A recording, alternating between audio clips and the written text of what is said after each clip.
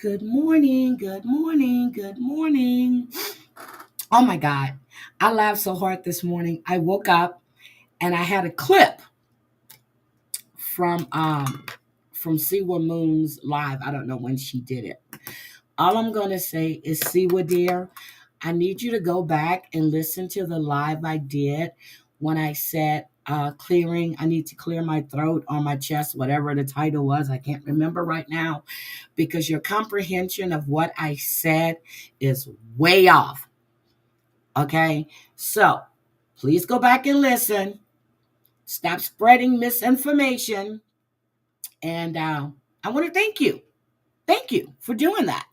Because what I heard, except for the part about me being upset and the back chat about back end about me doing cocaine, that's the only thing I think that you got right.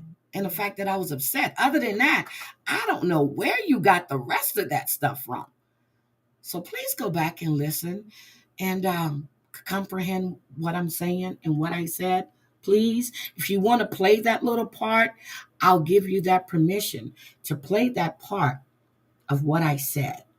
That'll make it clear. Thank you. Okay, good morning. I'm serious, I was coughing. I was laughing so hard. Good morning, Mermaid in the ICU. Marty, good morning. Wisco, Snuggle Bunny. Colleen with the K. How are you, sweetie? So done. Thank you, Gone John. I thought you already had a membership. Good morning. Vault. Good morning. Savage Speaks. It's been a crazy week, but I ain't got shit to do today.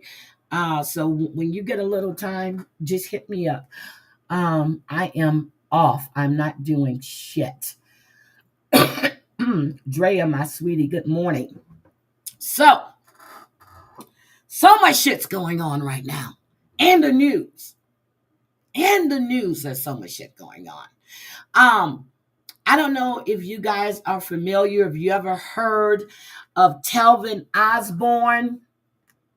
Telvin Osborne is a black man. Okay? Black man. Telvin says that he would rather sleep with a dog than a black woman. Sorry. And now he's dead. He was killed by his white girlfriend. Okay. So,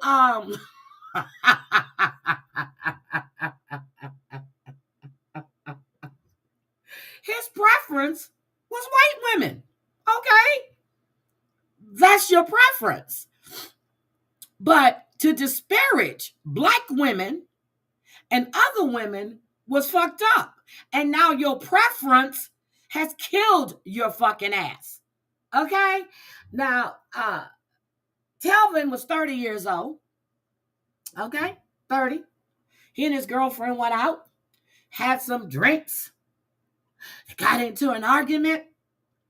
God only knows. God only knows how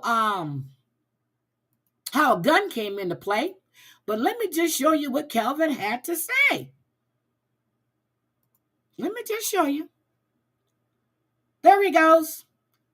I'll fuck a dog before I fuck a black bitch.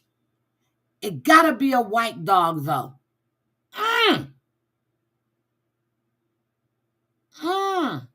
That sounds like that character that what's his name used to play? Dave Chappelle. What's his name? Bigsby?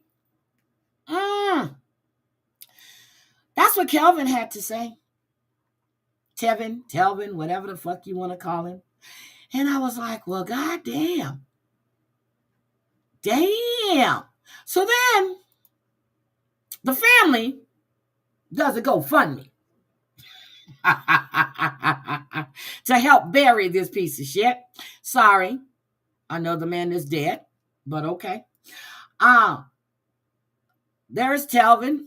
Wait a minute. Has it come up? There's Telvin with his 4 children at 30 years old. And we can see they're all biracial. So he was true to his preference. The goal was $10K. Now, they've only raised $430. So, did you see that? Ain't that some shit? You would rather fuck a dog than a black bitch. But it got to be a white one, though.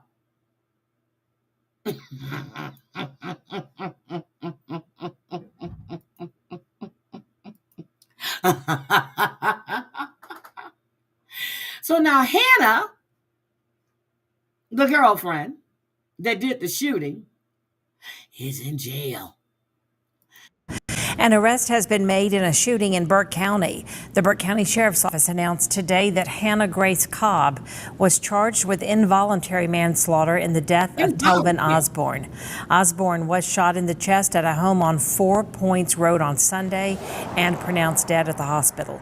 Investigators say alcohol was involved and the shooting was not accidental. The offenses committed leading up to the discharge of the firearm. It wasn't accidental. She said she was cleaning her gun, but you're drunk. You're arguing. Got you, girl. Included simple battery, family violence, and reckless conduct. It is reckless to go out and get drunk and then introduce a firearm into an argument. It is reckless to engage in an argument where there's pushing and shoving going on. And those are the predicate charges for the charge of involuntary manslaughter.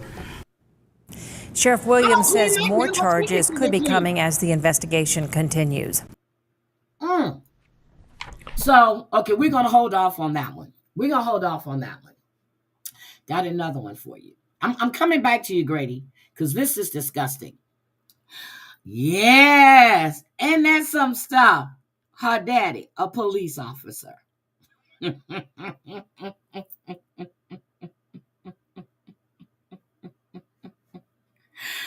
got another one for you. This black guy was killed in a bar. And this was a whole big mess, girl.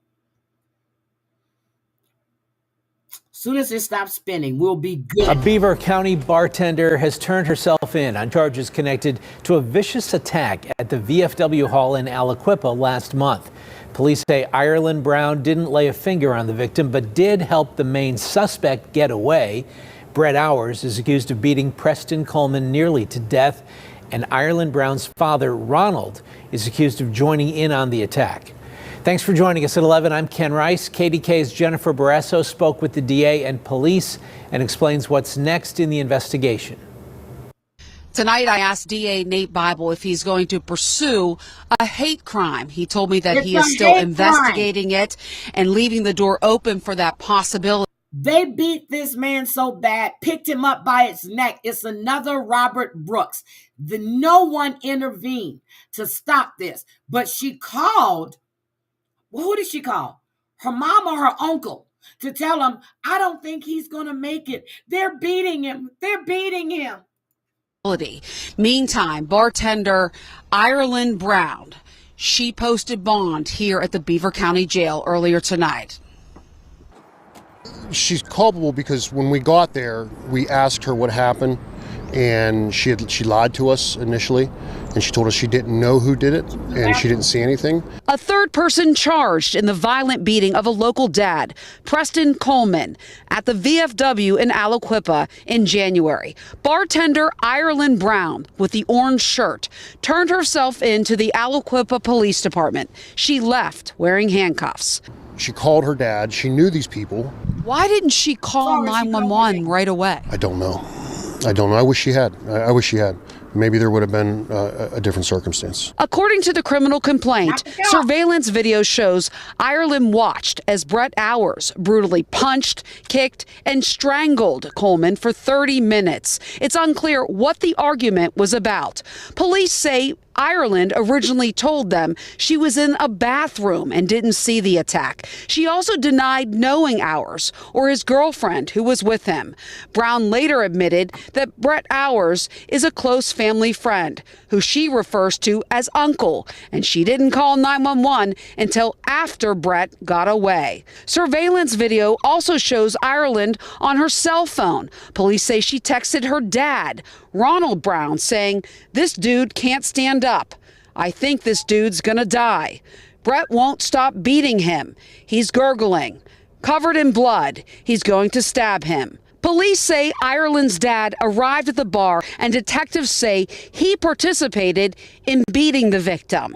Court records show during the attack, Ireland gave her dad a wash rag that he and Brett Hours used to wipe crucial blood evidence. Law enforcement eventually caught Hours, who was on the run for weeks, and Ireland's dad turned himself in. Police say, in the meantime, Coleman's still in the hospital. He still has a long road to hoe, but he's hanging in there, and he's a strong man, and I'm sure he'll pull through. Think he's gonna make it? In another development, attorney Todd Hollis is representing Preston Coleman in a civil lawsuit that says Coleman suffered broken facial bones and a traumatic brain injury. They're suing the Veterans Home Association of Aliquippa, which owns and operates that VFW lodge, because Ireland Brown was a bartender that night. The lawsuit says she had a duty to protect Coleman. And to call the police, in Beaver County. Not your daddy. Call daddy's. Daddy gonna come up. He want to get a piece of that. He want to get a piece of that.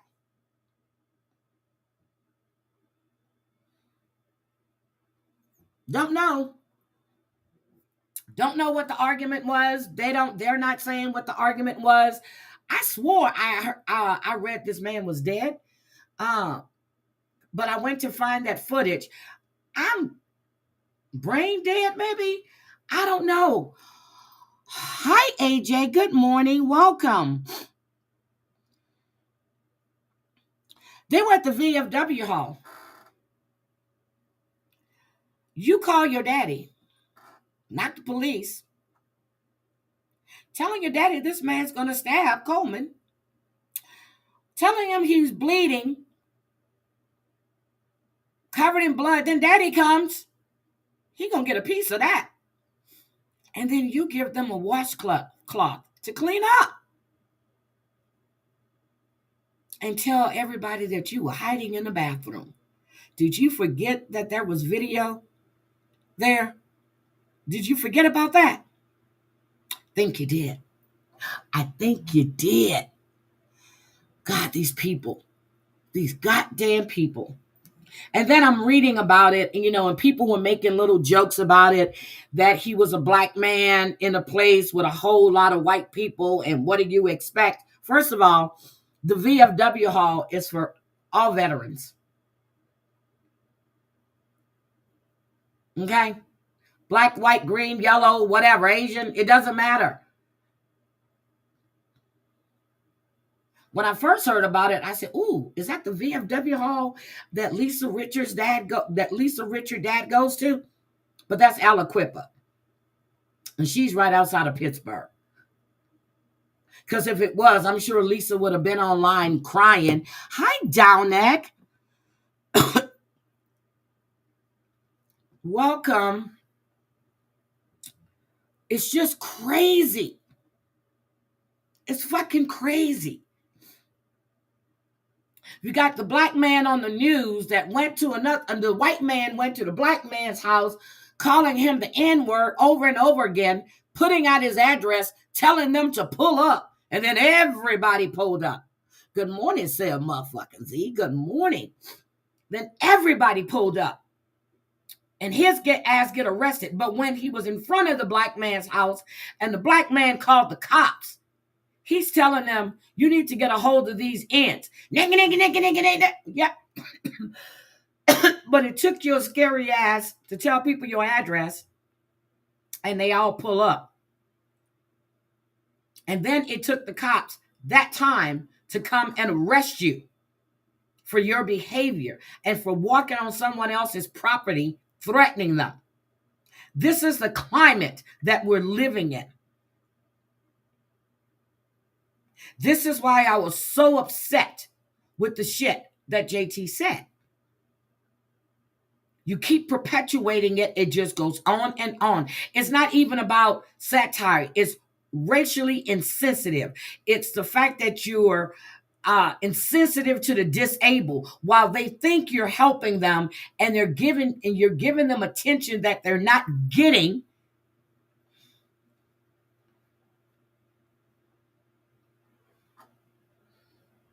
So it's just crazy that anybody can believe that. No, I don't find any of that funny. I just don't. If it was being done to a white person and they was disabled, I would feel the same way. Asian, anybody. I don't find it funny. None of this shit is funny anymore. It was never funny, but now it's worse. It's worse.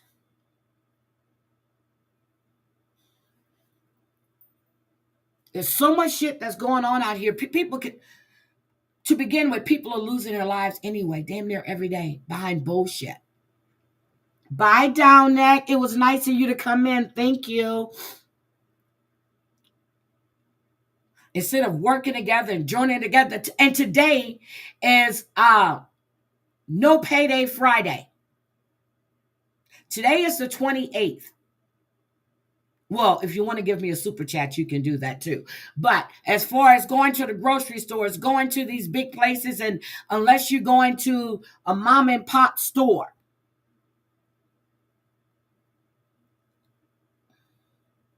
get some earbuds, Downneck. What's wrong?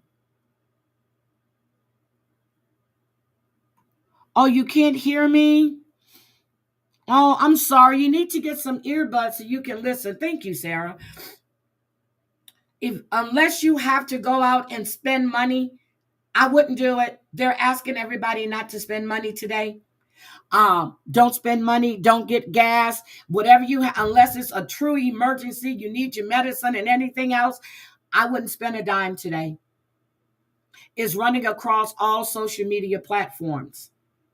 Today is the 28th, the last day of Black History. Which Black History for me is every goddamn day, and I'm sure it is for a lot of people. history in general. But if you don't have to spend it, don't spend it. Let them feel it. Let them feel it. It hit their bottom lines. You've got, I'm at work, Sarah, and I have to get back in. I'm breaking the rules by just having to follow me. Dominic, don't get in trouble. Don't get in trouble. Don't get in trouble. So, it's crazy.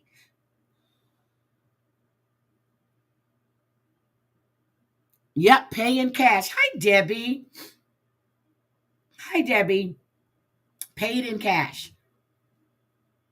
And I was supposed to go to the grocery store yesterday. Okay. I didn't feel like it. I didn't want to go out there. I didn't want to do anything. So whatever I don't have in here today, I'll make it work until tomorrow. I will make it work until tomorrow, which I have everything, but I don't like to run low on anything. Coffee, creamer, sugar, shit like that. But I'll make it work till tomorrow. But if you don't have to spend it, don't. I did fill up with gas on Tuesday and Wednesday. I filled up. There's so much shit that is going on right now. You have all of these firings. You've got Walmart and Target trying to, well, as they say, trying to roll back DEI. I think they're just saying it. They're not rolling back shit. But now they're seeing. Make your dollars work for you. This shit is crazy with these fucking people. Sickening. And then we have Grady. I haven't watched Grady in a while. Okay. And I know he pops up in my feed all the time. But I just didn't want to see a lot of this shit. Sometimes it gets to be too much. And then you have to go, I don't want to see anymore. I don't want to hear anymore. I just can't do this. But this one caught me. And nope, it's not this one. Hold on. Let me get the right one. It's not that one. No, I got the wrong one. Hold on. I got to go to Grady. Grady Judd. Hold on. Let me get up here. Okay, here we go. That was the wrong one that came up on the screen. All right. I have it.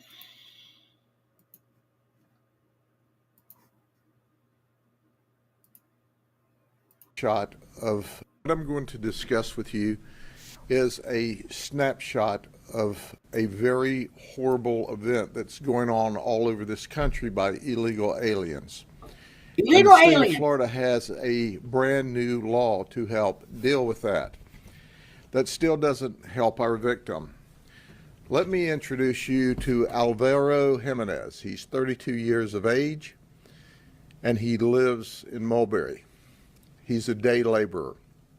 He came into this country illegally in 2019. 2019. After he entered the country illegally, he registered with ICE and was following their directions until about 2021, and that's when he quit cooperating and ICE lost track of him.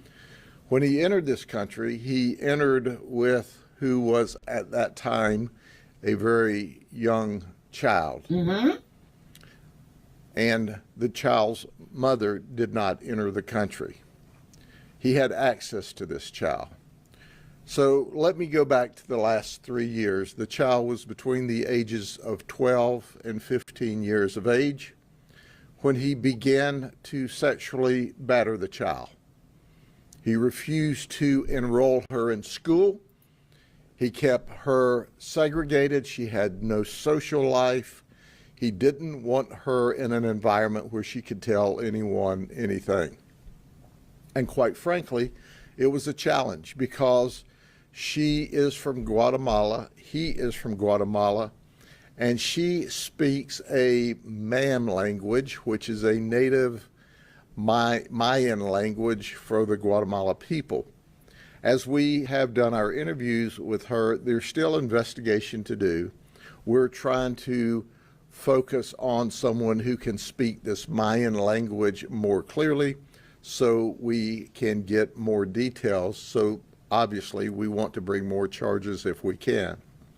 But for 3 years, the child was not in school, she was not socialized, she couldn't speak English, she was a prisoner, and this guy was sexually battering her. She dialed 911, and we went to rescue her, and that's exactly what we did. He is charged with a series of significant felonies, but I'm going to speak to the 3 third-degree felonies he was charged with, now have been bumped up to a second-degree felony because of the new law that Speaker of the House, Danny Perez, President of the Senate, Ben Albritton, and ultimately Governor DeSantis signed. Because of this, he's going to be held to a higher level of accountability. But the sexual battery, which was already a first-degree felony on a child, has now been bumped up to a life felony. Now, I want to give you a snapshot here. That child should have never been sexually abused, should have never been violated, should never been held enslaved so she couldn't freely live in society. Should not have happened. But it shouldn't have happened in the United States of America. It happens here all the time. So we're going to deal appropriately with this guy through our criminal justice system. But I want to underscore here, for those who are doing the hand wringing and oh my goodness, and you know, the illegal aliens aren't a problem, and yes, some of them, some of them are. We didn't say they weren't a problem. And guess who's going to pay for his keep for arguably the rest of his life if he's convicted as charged? Send him back. The taxpayers of the state of Florida. Send him back. But you can duplicate this thousands upon thousands upon thousands of times across the United States with some form of felony charges. I do want to tell you that ICE is working very, very close with us. They confirmed his illegal status, and they have gone above and beyond. It is amazing when the administration changes. Well, let me just stop you there, okay? He came here in 2019, right? Right? 2019. He registered. Whose regime was that under? Just asking for a friend. Just asking for a friend. So, ICE lost track of him. If that little girl didn't dial 911, you would have never got him. So shut the fuck up. It took this little girl to call 911. Let me let Grady finish. And the new administration says, time out. We're over illegal aliens in this country victimizing people. Illegal immigrants. And that's what happened here. I am thankful for our governor, our Speaker of the House, President of the Senate, who passed this new law so that we can upgrade these charges. And we are forwarding those upgraded charges to the state attorney's office. The investigation is still ongoing. And there very well may be more criminal charges as this rolls out. Is there any questions? Sheriff, did you say this is the first case in Polk County where you've upgraded charges like this? This is the first case in Polk County where we've upgraded the charges as a result of the very new law that passed Maybe it's the new one in the first in the state of Florida. I don't know, but I know it's the first in Polk County. Sheriff, how was the young girl related to this man? We did see he was facing incest charges. We do not discuss the relationship. That would be not only morally, ethically wrong, but it's legally wrong. He had access to this child, and the mother of the child was not here, is not in this country. But at the end of the day, he did have access to this child, which put him in a position to even receive more charges. How's the victim doing? The victim is physically all right. She is, as you can well understand, emotionally and mentally disturbed. We have her in DCF custody. We're working with her to make sure that we can find somebody that can adequately and appropriately communicate with her. This is, I don't call it a dialect, this is a different language. It's a language that is native to Guatemala. Oh my God. And it's not the normal type of Latino language or Spanish language that we see. So while we're communicating very well, Hi, Maddie. we think there's more details that we'll be able to find out as soon as we find He was the taken proper into custody. counselor Oh, shit. that also has the dialect or the language. Will she be deported back to? Good question, Debbie. We Anyway, obviously this young girl is the one that turned in her abuser. They didn't find him. They didn't go look for him. They didn't capture him. They didn't capture him. This young girl dialed 911. I'm trying to figure out why she hadn't called before. Was she just able to get a phone? She's been being abused for years. There are some sick, and where is her mother? Why would she allow her? Who is this man to this little girl? Did he kidnap her? Did he kidnap her from Guatemala and brought her here too? Was it a niece? Was it was it the girlfriend's daughter? This shit is crazy. You allowed a man to take your daughter from Guatemala to the United States. That's not, he never said it was his daughter.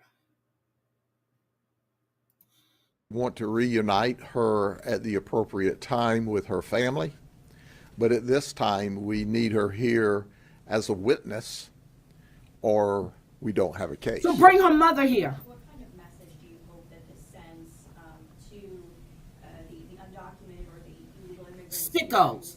Bunch of sick-ass people. I think the message should be clear that this is a new day. It's a new president.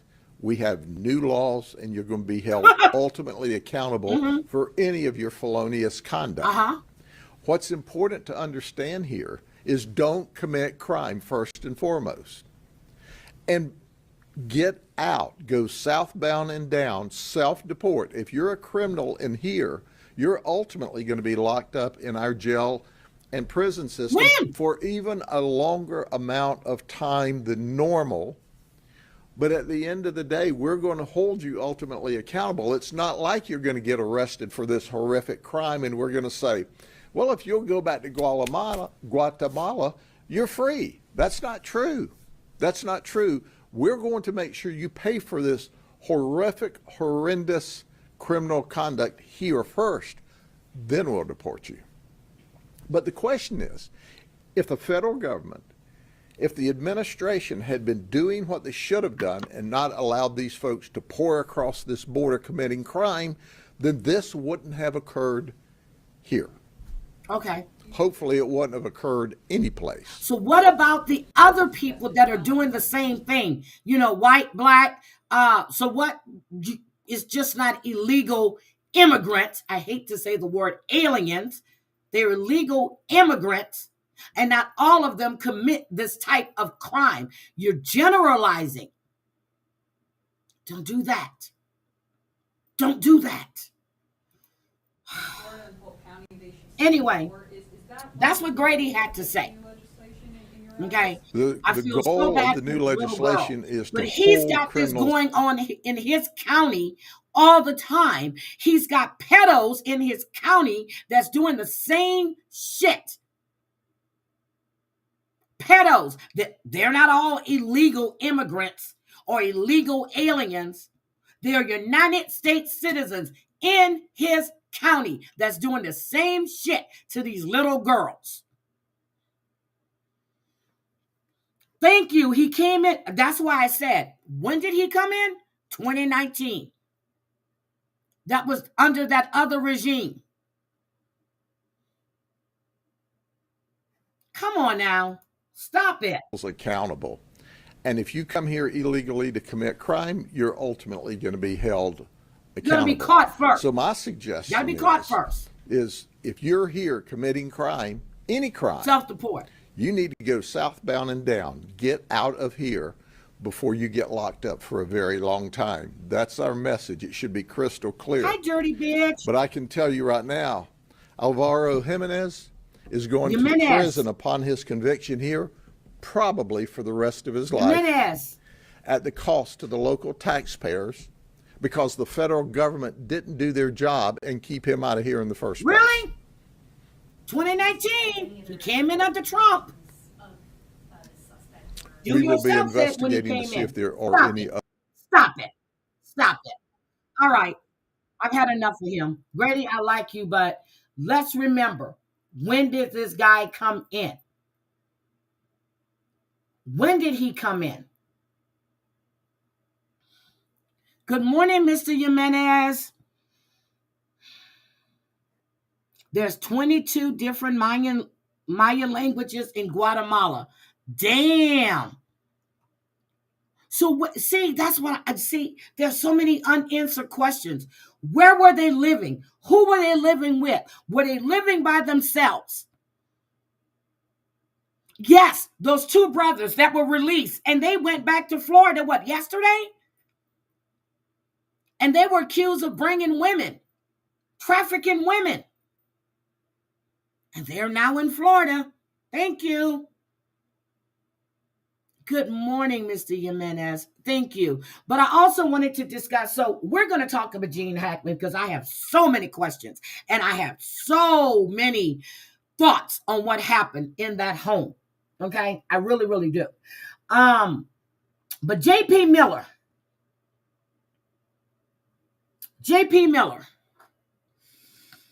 Ooh. J.P. Miller. Now, I talked about this once before, and I don't know if this is the same female because they filed under a Jane Doe. Okay? They filed under a Jane Doe. All right. This is J.P. Miller.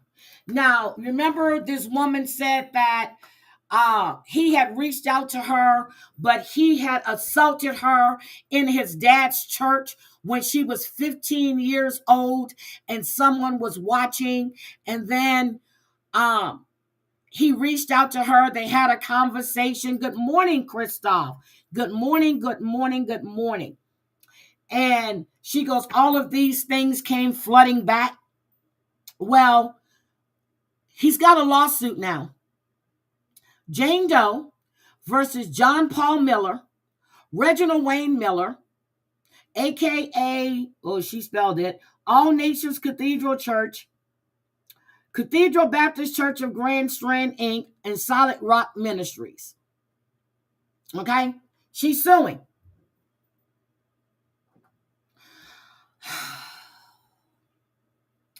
The summary of this is this.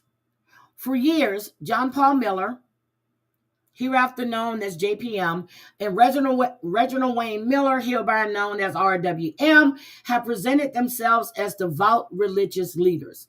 They built their reputations in Myrtle Beach community and beyond as men of faith dedicated to spreading God's word and training future church leaders. Well, Daddy was in another country diddling little boys, so he's not devout. Daddy has been diddling little boys. Okay? We discussed all of that. Daddy is a diddler with little boys. Let's just make that clear. But the image was a lie. Behind their religious facade, John Paul Miller and Reginald Wayne Miller, which are supposed to be known as their pseudonyms, but they're not, engage in sexual abuse and predatory conduct, often targeting minors. They use their positions of power to manipulate and exploit vulnerable victims while concealing their actions from the public. We know what he did with Micah. He alienated her from her family. He started having sex with her when she was, 15? Moved her into his home with his wife at the time and their kids. He was diddling Micah. Okay? John Paul was. He was molesting Micah. Upon information and belief, this deception has shielded them from law enforcement scrutiny, allowing their misconduct to continue unchecked. That's not true. Daddy has gone to jail. Daddy is not allowed in his other country.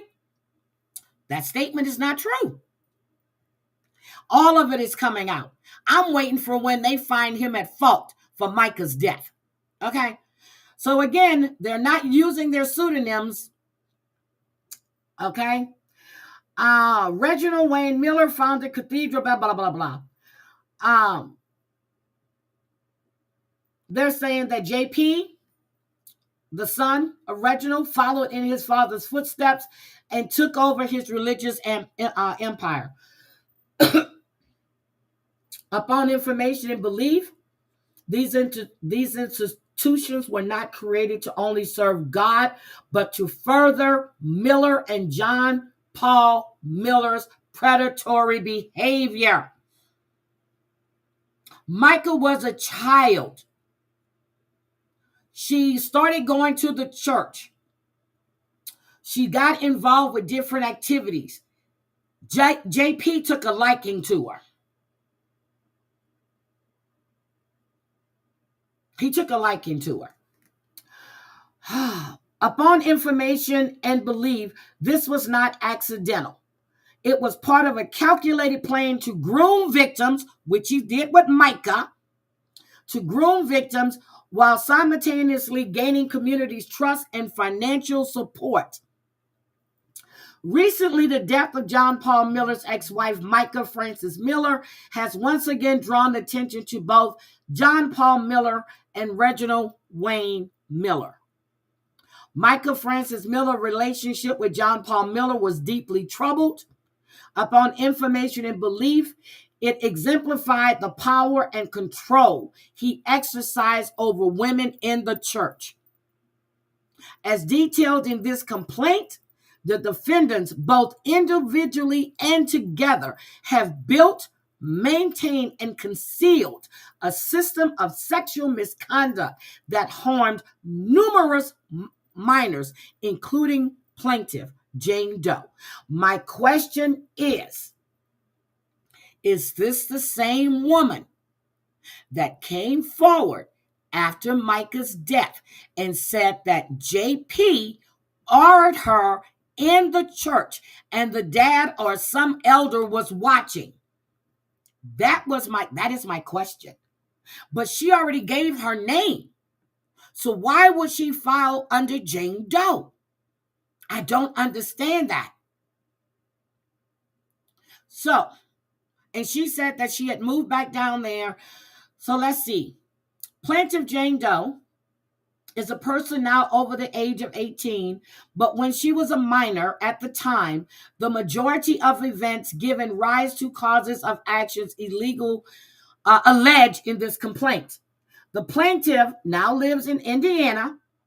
Plaintiff is filing this action anonymously under the pseudonym Jane Doe because the subject matter of this lawsuit could bring embarrassment and publicity to the plaintiffs. I'm so confused. I told you guys about this woman. She said she was honored in the church. She gave her name. I got to go find that live stream. So plaintiff Jane Doe, number one, risks humiliation and embarrassment if she is identified, since some of the allegations involve descriptions of sexual acts foisted upon her, and allowing her to proceed with pseudonym brings her comfort. Hi, Jen. Hi, Daddy. What's wrong?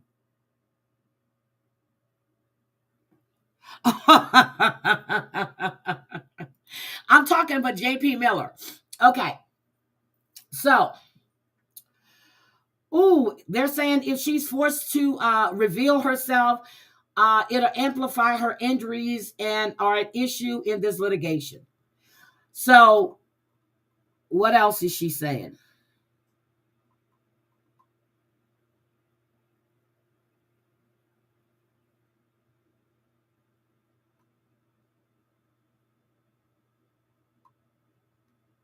She's saying that he was over the age of 18 when she was assaulted. She was 15. The daddy. This has to be the same woman.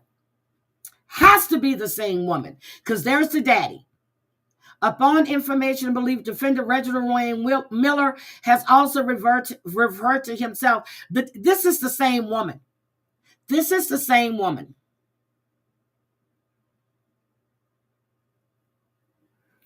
Oh my God. Hold on, let me see. Let me see what you sent to me.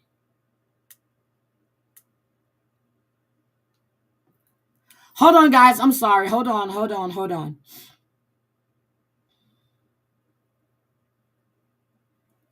Oh my God.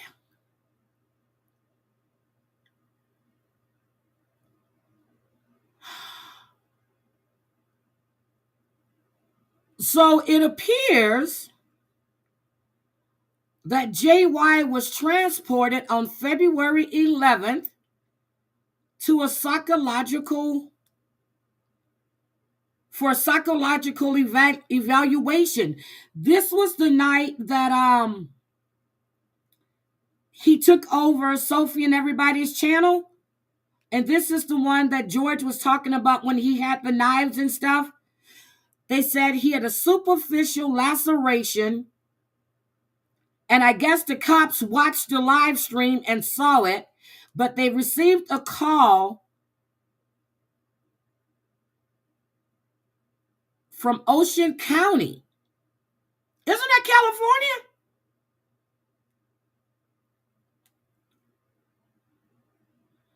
Oh my God.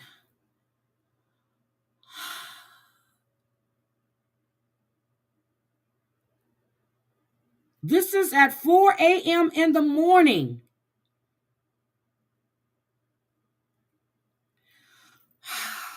Jesus Christ. Anyway, I really hope he gets the help he needs. Okay, so this is the lawsuit. This woman is saying that he honored her inside that church. It has to be the same freaking woman. It has to be.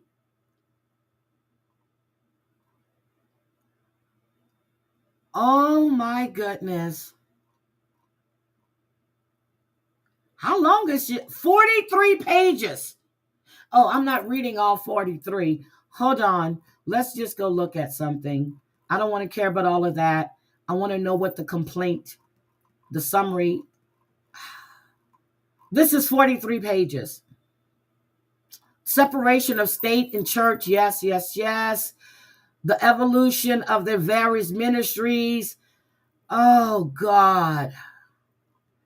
Okay. This is a lot. I'm going to have to do one just damn live stream on that. Austin, the motivation speaker, YouTube. Have a great day, Austin. Have a great day. Thank you for coming in. I'm sorry if I didn't see you before. Oh my God. So we're just going to have, matter of fact, I'm going to have to do another stream on this because I need to pick apart a lot of this stuff. But I wanted to show you, I pulled it and I downloaded it. Oh, wait a minute. Just defendant's knowledge of prior sexual misconduct and emotional abuse. The plaintiff is informed and believes, based on multiple sworn affidavits, that John Paul Miller and Reginald Wayne Miller had long-standing knowledge of sexual misconduct, emotional abuse, and exploitation of minors within their church. Remember, one of the ministers that was in his congregation in Myrtle Beach had child molestation charges, and he was on the board. Remember when they lived in Indiana, he and Micah, one of his friends, just went to jail for sexual abuse of an 11-year-old girl. So they were well aware of it, okay? Long-standing knowledge abuse, church community long before the incidents alleged in this complaint occurred in 1998 and 2023. So what she's saying is when she met up with him, he touched her, is what she said, he touched her genitals without her consent. This is that same woman. Same woman. Knowledge of John Paul Miller's sexual misconduct with minors. Plaintiff informed and believed John Paul Miller openly admitted to engaging in sexual misconduct with minor female members of Solid Rock Ministries, an admission that was corroborated by multiple witnesses. In a sworn affidavit, Allison Williams, formerly Miller, that's his ex-wife, testified that JP confessed to her that he had been sexually inappropriate with several underage female members of their church. Her affidavit is included in this. That's why it's 23 pages. JP attempted to justify his behavior by blaming his own history of childhood sexual abuse by his father. Allison further states that JP's sexually misconduct became known to the church leadership, and he was ordered to enroll in sexual addiction rehabilitation programs. However, upon information and belief, he never complied. Rather than ensuring the safety of minors within the congregation, JPM and church leaders worked to suppress the allegations and silence the victims, enabling his continued leadership within the church.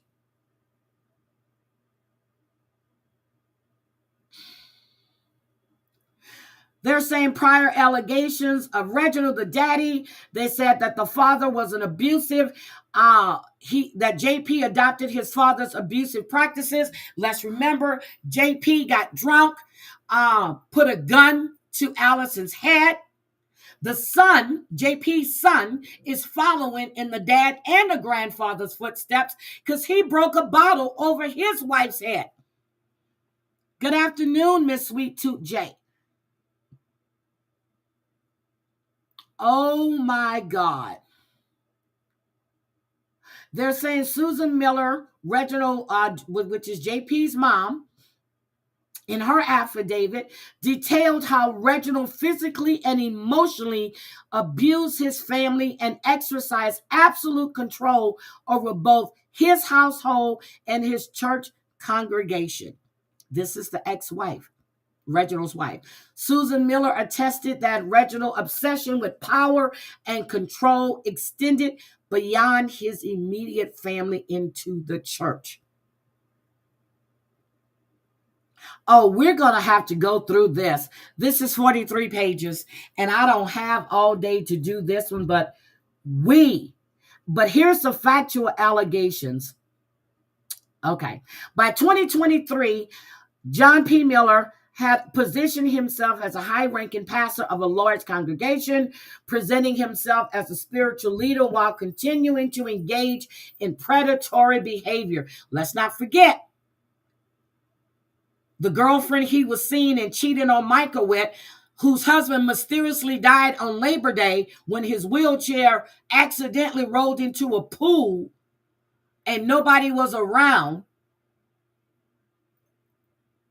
He was counseling the husband and the wife. Then he started fucking the wife, and the husband mysteriously died, and then Micah died. Okay, so let's just roll it all up into one. Despite being in public settings, JP leaned into Jane Doe as if to hug her and shoved his hand down her pants, touching her genitals without consent. This is her. She said they met for lunch. That's her. The plaintiff immediately recoiled and tried to brush it off and moved his hand because she didn't think her friend noticed. She was so scared. About 30 minutes later, Jane Doe 1 and JP had heated argument about him using his title of pastor and used scripture to justify his sexual misconduct. In response, JP cited scripture telling plaintiff no man is without sin and temptation. God understands that. You piece of shit, JP.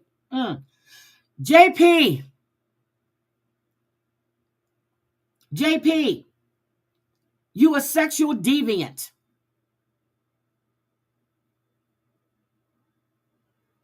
Yeah. The husband accidentally fell in the pool on Labor Day. You know, he would go there all the time and sit by the pool. But yes, Jen, he's a pastor. John Paul Miller. His wife, Micah, allegedly unalived herself. But if you listen to the recording, you can hear somebody talking. And she didn't know what park she went to take her own life. And then she did it in the water. She stood in the water, pew-pewed herself, but she put her phone and stuff in a plastic bag. The gun fell in the water, but when asked by the 911 operator, where are you at? She wasn't sure, but you drove yourself there. But you can hear someone talking to her. Okay? I played all of that. You can hear someone speaking to Micah on that 911 call. Whoo!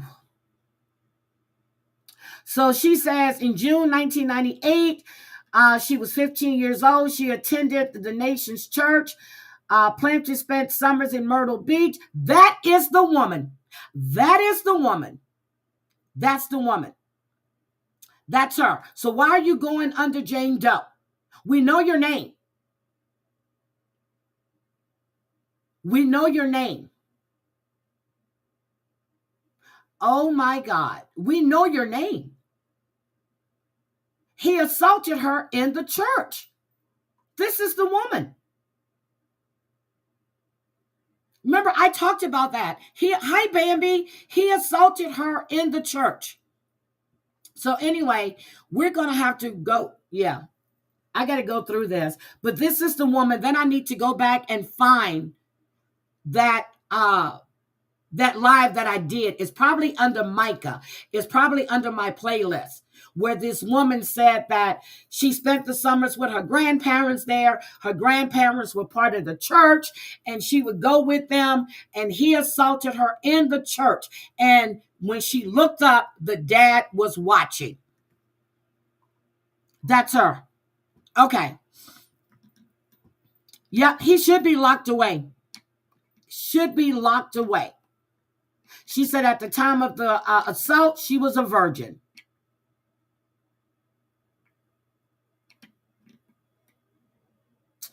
In the following months, the plaintiff exhibited clear signs of trauma, including severe depression, social withdrawal from family and friends, declining academic performance, and emotional distress and self-doubt. There it is. Shortly after being assaulted by JPM in 2023, plaintiff received a text message informing that JP's wife had died. She said it was right before Micah had died. That's the woman. This is crazy. Anyway, John Paul is a piece of trash. Okay? John Paul is a piece of trash. I'm going to go through this. I'm going to pick out some things that's going to stand out.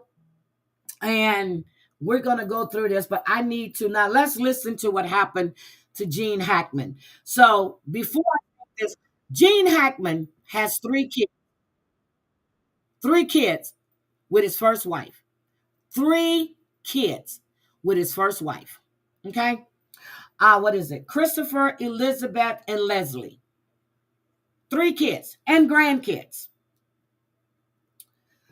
The bodies were found by some maintenance men that happened to be working. And they said that the front door was ajar, but everything else was locked up. It states that the wife was found in the bathroom with pills, pill bottle open and pills look like it's spread. There was a dog, a German Shepherd, in a crate in the closet that was deceased. Gene Hackman was found in the mud room, which, if anybody knows, that's the door that's coming in from the garage or whatever. You're working and you take off your shoes, you hang up all your wet stuff there, and then you walk into the house. It's normally right off the kitchen area. Okay? Now, he was found on the ground, looked like he had fallen suddenly, with his cane next to him and his sunglasses. The wife was found in the bathroom. When it first said, they thought it was carbon monoxide. But nope, that's been ruled out now because they went in. There were no lines. There were no leaks. There was no nothing. So you have a dog in a crate that's dead. My first thing was, did the dog get a hold of some of the pills and then went in a crate because they were sleepy and died? But the crate was closed. No, the caretaker didn't say they couldn't get inside because the door was open. The door was open. They hadn't seen them in 2 weeks. Now, here's the thing. You've got 3 kids. You've got grandkids. Gene is 95 years old. The wife was at 66, 65. Nobody in your family is contacting you. The maintenance workers saw that the body in the bathroom, saw him on the floor. They went to the security, whether he was rolling down the street in his little cart or not. He went into the home. There was no forced entry into the home. So it sounded like he may have had a heart attack. After you watch it, after you look at it, either the way they made it sound was she was dead longer than he was. And then when you get the preliminary autopsy, they both had decomposition, face swollen, hands mummified. Now, they had 2 other dogs on the property. What? Good question. They had been there for at least a week or 2 since the last time somebody saw them. But your family isn't calling to check on you. The family didn't call for a welfare check. Your family didn't call for a welfare check. But you're telling me that he's going to be loved and he's going to be missed. So I'm going to play this news thing that the Santa Fe sheriff did. Hi, Snuggle Bunny. And to me, they ruled it so quick when they said it was carbon monoxide poisoning. No, they went in. They confirmed that gas does run through the home. They're saying that there is no outward signs of trauma. So either she took a whole bunch of pills and died. Gene was going out to seek and he get help. Coming back in, his heart couldn't take it. He dropped right there, had a heart attack and died. Or she poisoned herself, the dog, and him. but you leave the other 2 dogs running around the property. Or somebody went in there and took y'all out, I'm just saying. But the whole scene is suspicious to me. It doesn't make any sense to me. They were too quick to say it was carbon monoxide poisoning, and then you got to pull that back in because now the deaths are suspicious. The man is 95 years old. The wife is 66, 65. She's found in the bathroom on the floor by a space heater with pills all on the counter. First, they said that the dog was in the bathroom. Well, they said the dog was found deceased in a closet. Now they're saying the dog was in a crate in the closet off the bathroom. And then they're saying that another healthier dog was found around the woman's body while the other dog was roaming outside. Yep. They didn't say anything. They said no outward trauma. So let me put this on and let's listen to this. They said no outward trauma. And I want you to listen and you tell me what the hell you think happened here, because either she killed him, I hate to say it, 95 years old, or she died of a heart attack because we don't know what kind of pills they were. He was going to get help, came back in, all of a sudden his heart just stopped. He dropped right there. But I'm confused about the dog dead inside the crate in the closet. Because first I thought, well, maybe the dog got a hold of the pills and then he got sleepy, went in the crate. But they said the crate was locked, was closed.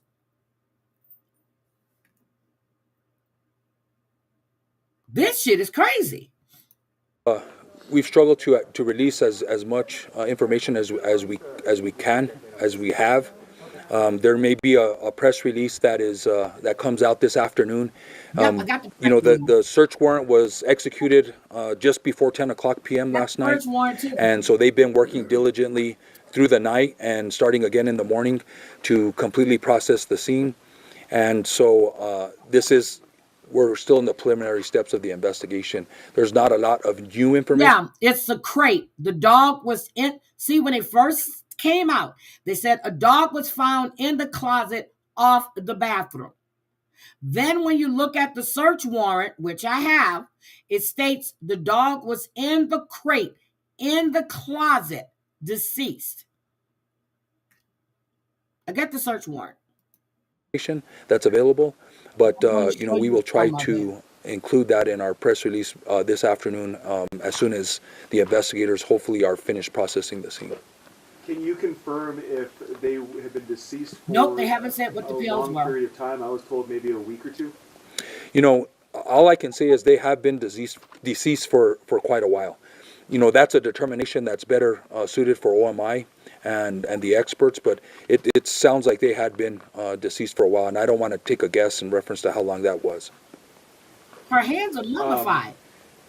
Decomposition, who found them? face floating. These 2 maintenance workers, I believe? So from what I understand, there was a gentleman that was doing some pest control work that had gone to the Hackman residence, and he noticed that they weren't home, which was odd, I guess, as far as he was concerned.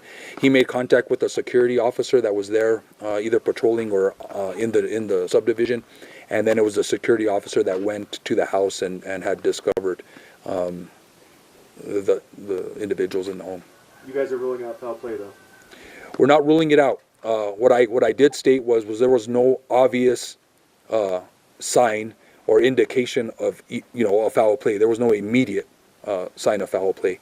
Haven't ruled that out yet. This is an investigation, so we're keeping. But when you first went in there, you said they died of carbon monoxide poisoning. It was a leak. You have to pull that back. You can't just assume shit. Everything on the table. I think the autopsy is going to tell us a lot, and any evidence that we collect. But I haven't ruled any of that out yet. Can you talk about the carbon monoxide aspect? I know they tested for that. Yeah, so obviously it's not it's I wouldn't say odd, but it's not normal to find two people deceased in a residence. That's concerning. And then there was also a dog that was in a kennel that was also found deceased.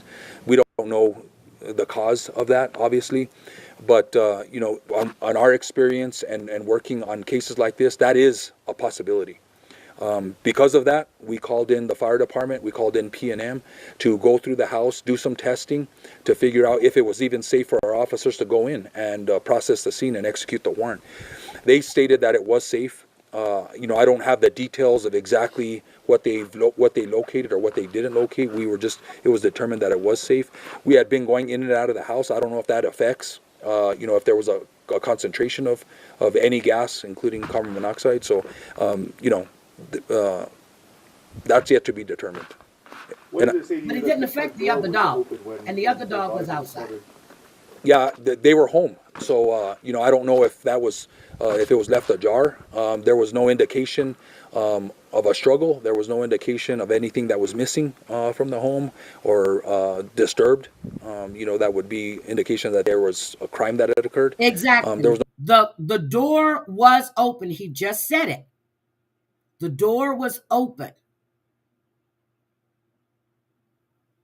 So it was two men, 165, 172. They're maintenance workers for a home, whatever it was.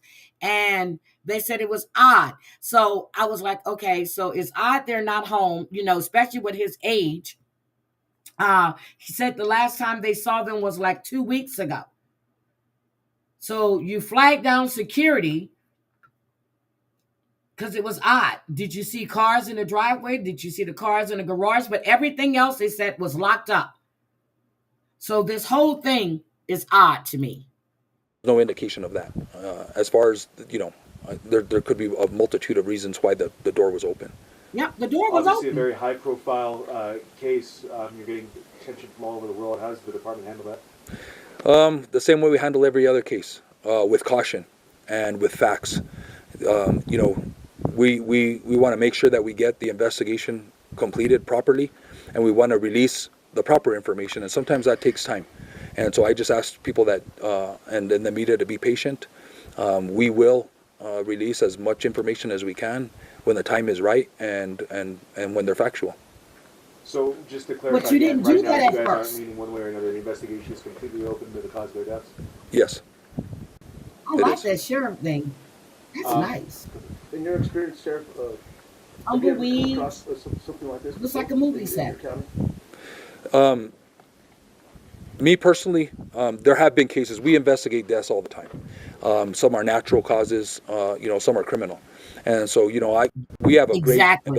investigative team, and I can guarantee you that they're going to work this case. They're going to look at every aspect And twitch. and try to figure out the exact cause. And I think the autopsy is going to be key, and the toxicology. But again, in my experience, that could take a while.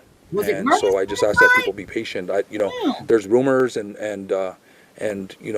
people, I think, coming to their own conclusions, and I just say, just wait for the facts. Nope, still don't know what There kind of were 2 other pills they dogs were. found at the home alive, correct? Yes.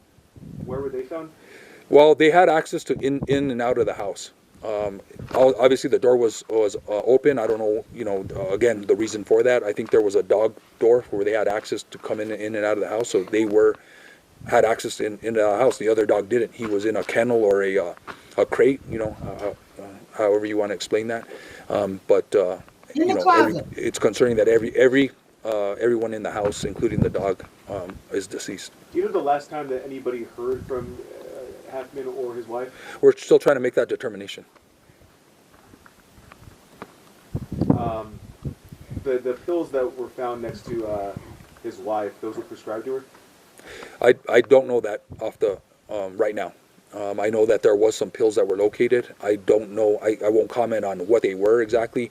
That information will be passed to OMI, so that'll help them make the determination. And so I don't have the exact information on the pills right now. Is there still an investigation going on at the scene? Yes, they're still there. Any But they were last anticipation on night. How long that'll take? However is necessary, however much time is necessary. We want to do it. Okay, so that's what the sheriff had to say. Now, when they asked about, here's the search warrant. Hold on, I need to share this. Hold on, let me share this search warrant. Wait a minute. Okay. So they're saying Santa Fe County deputies, Javar, blah, blah, blah, Joshua Thomas were then dispatched. So this is then, they said that Deputy Thomas told Affian after speaking to two males, see, I told you they were 65, 72, they walked to the front door of the residence and found the door ajar. He advised he did not observe any signs of forced entry into the home. After Deputy Thomas entered the residence, he immediately observed a bathroom to the left of the front door. The door to the bathroom was open. Deputy Thomas advised he observed a deceased female laying on the ground near the countertop inside the bathroom. The female was observed laying on her right side. He advised she was found wearing dark gray sweatpants and a light in color sweatshirt. The female was observed to have black in color, black hair. God damn. Deputy Thomas advised he observed a black in color space heater near the female's head. He advised he suspected the heater could have fallen in the event the female abruptly fell to the ground. He advised he also observed an orange prescription bottle on the countertop near the deceased female who was on the ground. The prescription bottle appeared open with pills scattered on the countertop. Deputy Thomas advised the female decedent showed obvious signs of death, body decomposition, bloating in her face, and mummification in both hands and feet. Deputy Thomas and Barron continued to search the residence, where they then observed and found the deceased brown German Shepherd canine. The deceased canine was located approximately 10 to 15 feet from deceased female in a closet of the bathroom. They proceeded to the portions of the residence. In doing so, they observed a pair of feet and legs on the ground near the kitchen area.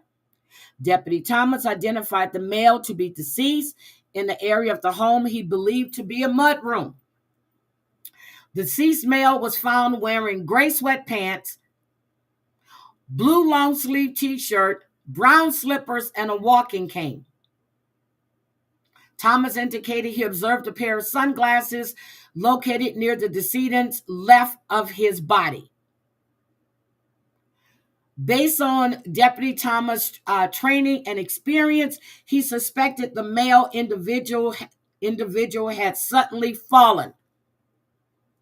Deputy Thomas advised the male decedent also showed obvious signs of death, similar and consistent with the female decedent.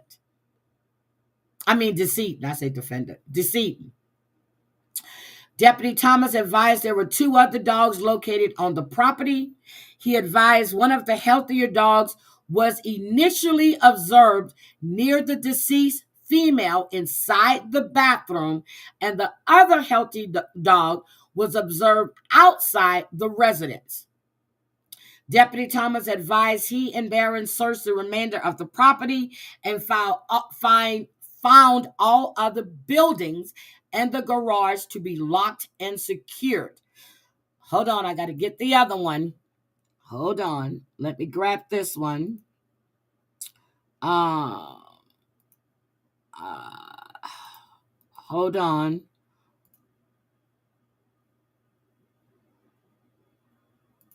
Is this page 5? Okay, are you seeing this one? Okay, I need to close this and get to my other page. Hold on. This is weird. Is this page 5?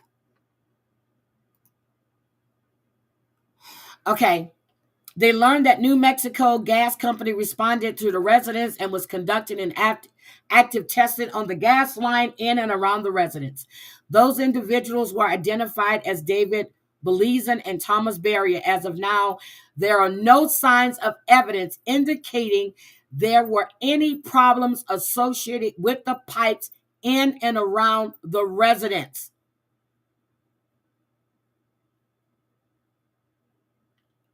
The property, after they did a search, they found that the property was owned by Edgar F. Gross. Who the fuck is that? Oh, it's a trustee. Okay. FA is aware through training and experience, individuals exposed to gas leaks or poisons can suffer immediate and unexpected death. But yet again, none of that was found, no leaks. They're seeking to seize any blunt force objects in the event there is an indication of blunt force trauma once the Office of the Medical Investigation arrives on scene and conducts their initial field investigation. At this time, the manner and cause of death pertaining to Jean Allen Hackman and Betsy passing is unknown.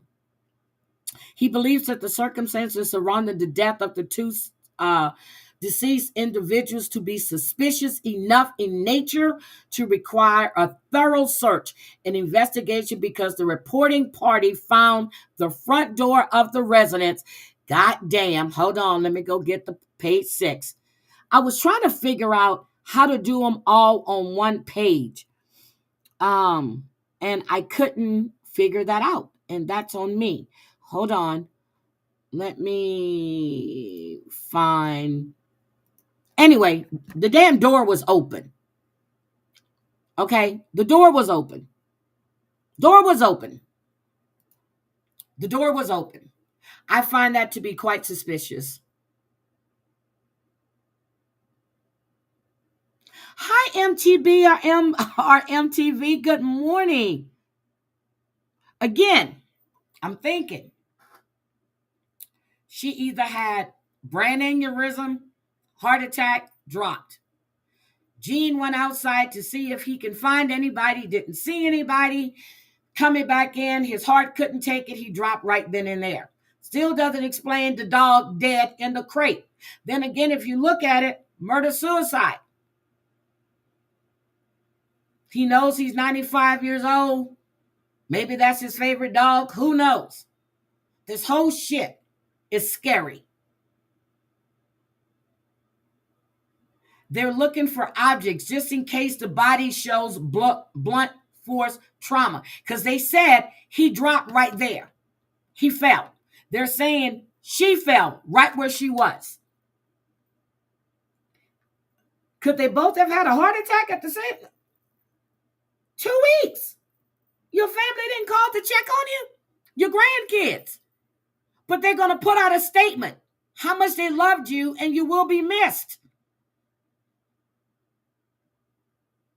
What the fuck? We couldn't get a hold of my mother for a day. We kept saying, okay, she's mad about something. My sister said, forget this. She sent her son to check on her. She was laying on the floor. Broken ankle.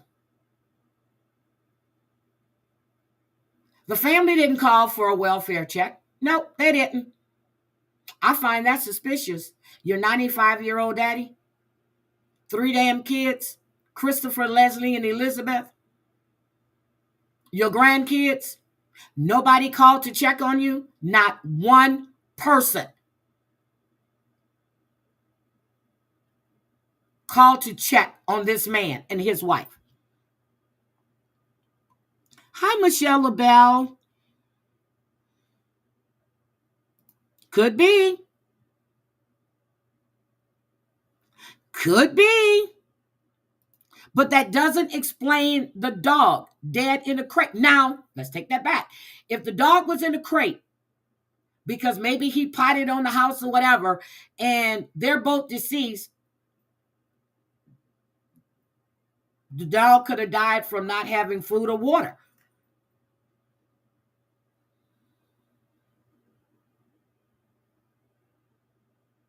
That's not true. That man has lots of money. And as you see, is in trust. Maybe he wasn't taking care of them. Maybe he was refusing to give them money. This shit is crazy. This whole situation is crazy with Gene and his wife. 95 years old. I have found a picture of him and her leaving lunch in Santa Fe, and now I can't remember where the hell I put it. I have so many folders where I drop shit off into, and I just need to remember. Exactly. There is no excuse. 3 adult children. I think he had what? 2 grandkids or 3 grandkids? I can't remember. 2? He's 95. You can imagine the kids are older, the grandkids are older. He moved to New Mexico in 1980 with Betsy. They got married in 81, 82. They've been living there ever since.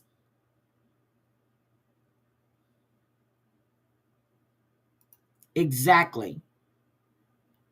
Hi, Twisted Tea. Twisted Tea, you're late, girl. I'm just saying, there is so many. When you look at it, maybe I'm thinking, well, maybe she had a heart attack. He went out to get help. But then why wouldn't he call 911? None of this makes sense to me. Yeah, but the workers were there 2 weeks before. That could be a possibility. Because they said they saw them a couple of weeks before. Well, the last time they were there, they saw them, which was a couple of weeks before. But they're mummified. They're decomposing.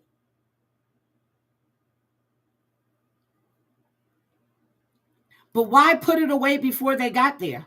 So they've been dead since the workers were there 2 weeks ago. So should we start looking at the workers, 165, 172? And I guess they went back to the scene of the crime because no one found them yet? That makes no sense to me.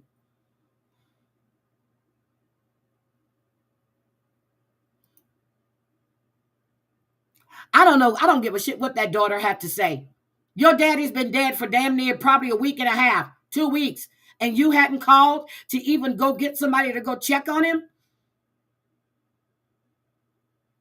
Hi, Gamecock Jenny. My mother lives with my sister, and I still call to check on my mother. If she don't answer, I call my sister. Or I call my sister and just check on her, and then I'll call her like later on that day or the next day, just so I can hear myself how she doing. Get the hell out of here. Your dad is 95.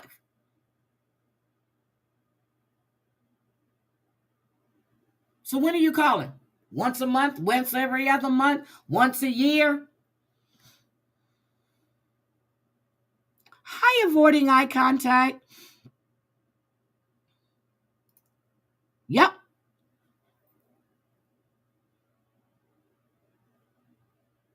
Call my dad. What you doing, old man? My sister goes over and check on our father.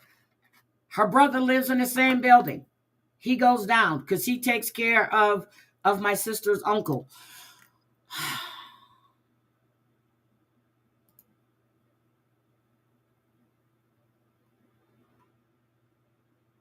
I saw your half moon. I saw it. See, that's what I'm saying. And that's true. Not all families do that. See, I thought that too. But that doesn't make sense. She would have called 911. He would call 911. I said, maybe she had a heart attack. He was going out to see if he can find somebody and came back in because he had sunglasses next to his body.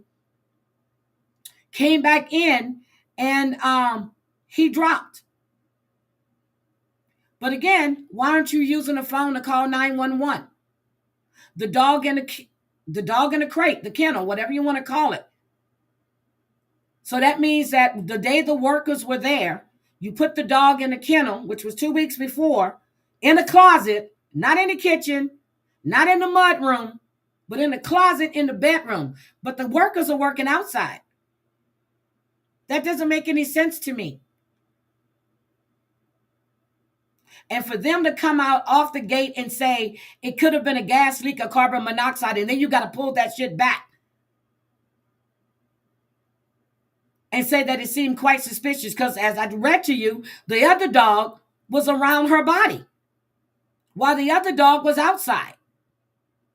And the front door was ajar, open. So did someone go in there and kill them and leave out the front door and left the door open so somebody can go in there and find them?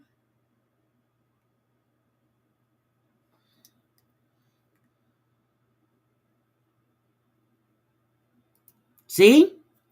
There you go. Because if I'm going outside to seek and I find somebody, I'm not going to be grabbing no sunglasses. So maybe he was coming back from a walk and he was hit and he dropped right there. She was hit in the bathroom and dropped right there. The dog was in the kennel for whatever reason and he died from malnutrition. He didn't have any food, no water.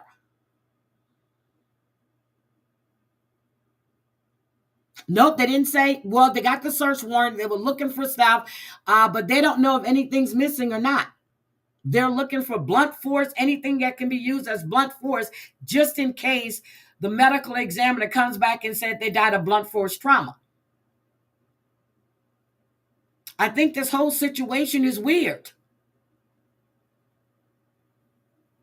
They've been living there since 1980. 1980, they've been living there in that same house. Your neighbors didn't think it was strange they hadn't seen you? Nobody thought it was strange? The maintenance workers, 65 and 72. Your family never called for a welfare check. If you're calling and your calls are going unanswered, most people call for a welfare check. Yep, how the fuck would they know if anything's missing?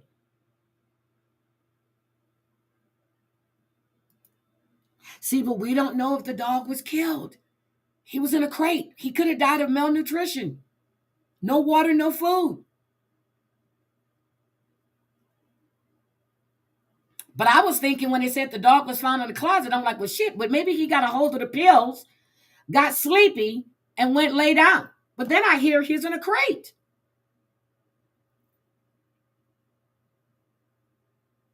Yep, and the grandkids, 65, 63, and 58. And he has grandkids.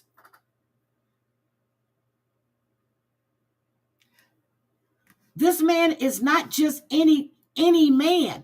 This man has accolades. How many awards? I read something, and I'm trying to remember where I read it at. I mean, I have watched Gene Hackman in all kinds of movies. He had 2 Academy Awards, 4 Golden Globe Awards, a Screen Actors Guild Award, and 2 British Film Awards. This is not some flyby. This man was in everything. Everything. I remember when he was in a movie with Clint Eastwood. He was in Bonnie and Clyde. He was in all kinds of movies. This man is a staple.